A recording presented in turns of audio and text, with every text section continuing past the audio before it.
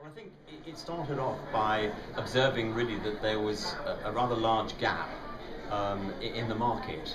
I mean, there are books on journalism, books on English relating to journalism, but nothing really that tackle the problem of student journalists and journalists who don't have English as their first language.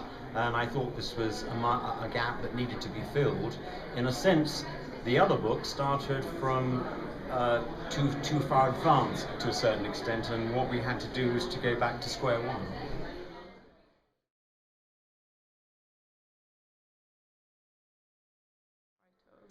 Well, what in fact is done in the book is going back to basics in the sense of what a journalist has to do in the very first place is to make contact with organizations or people that are relevant to the brief.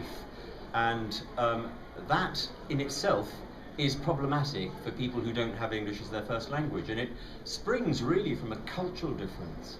I mean, we have students who say, for example, that in Chinese, to make a request, you can use the imperative. It doesn't sound rude, so give me that, do this for me. Whereas, of course, in an English culture, that is actually rude. So all these things have to be learned and assimilated by students who don't have English as a first language. And another example is, what language do you use when you're emailing people?